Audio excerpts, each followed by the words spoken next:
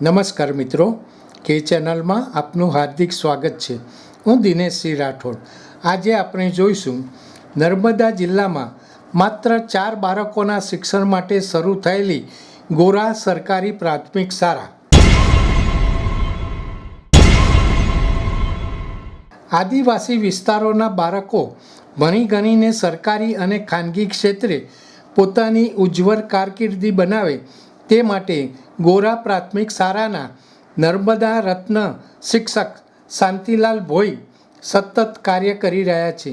રાજ્ય સરકાર દ્વારા નર્મદા જિલ્લાના ગરુડેશ્વર તાલુકામાં સરદાર સરોવર નર્મદા યોજનાના પુનઃવસવાટ અસરગ્રસ્તોના બાળકોને શિક્ષણ મળી રહે તે માટે વર્ષ 1999માં ગોરા ખાતે સરકારી પ્રાથમિક શાળા શરૂ કરવામાં આવી હતી. આ વર્ષે શ્રેષ્ઠ શિક્ષક પુરસ્કાર 2025થી સન્માનિત થનાર શિક્ષક શાંતિલાલ ભોઈએ જણાવ્યું કે નર્મદા જિલ્લામાં જ્યારે શિક્ષક તરીકે મારી નિમણૂક થઈ હતી ત્યારે શાળાને પોતાનું મકાન ન હોવાથી શિક્ષણ પ્રેમી ગોવિંદભાઈ તડવીના મકાનના એક ખૂણામાં એક ખુરશી, ટેબલ, અલમારી અને કારા પાટિયા સાથે પ્રાથમિક શાળા ધોરણ 1થી 4નું શિક્ષણ કાર્ય સૌ પ્રથમ માત્ર 4 બાળકો સાથે શરૂ કરવામાં આવ્યું હતું.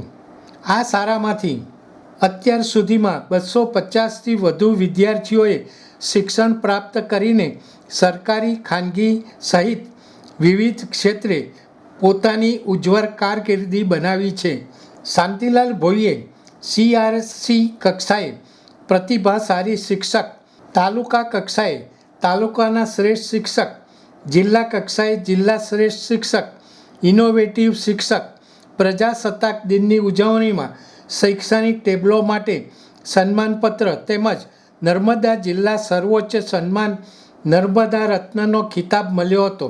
આદિવાસી બાળકોમાં શિક્ષણનો બીજ અંકુરણ કરનાર નર્મદા રત્ન શિક્ષક શાંતિલાલ ભોઈને તેમના શૈક્ષણિક અને સહશૈક્ષણિક પ્રવૃત્તિઓના કાર્યને ધ્યાનમાં લઈને 5 સપ્ટેમ્બર શિક્ષક દિને તેમને શ્રેષ્ઠ શિક્ષક પુરસ્કારથી સન્માનિત કરવામાં આવેલ.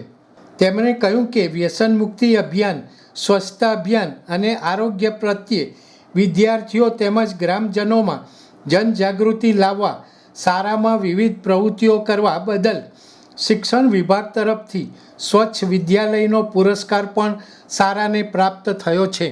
ધોરણ 3થી 5ના કુલ 14 વિષયોના 2500 જેટલા પાનાને ડિજિટલ માસવાર અભ્યાસક્રમ આયોજનમાં માત્ર 11 પાનામાં સમાવી બેગલેસ, પેપરલેસ અભ્યાસક્રમ તૈયાર કરવાની સાથે ભાર વગરના ભણતરની દિશામાં શિક્ષક શાંતિલાલ ભોઈએ ઉત્તમ ઉદાહરણ રજૂ કર્યું હતું.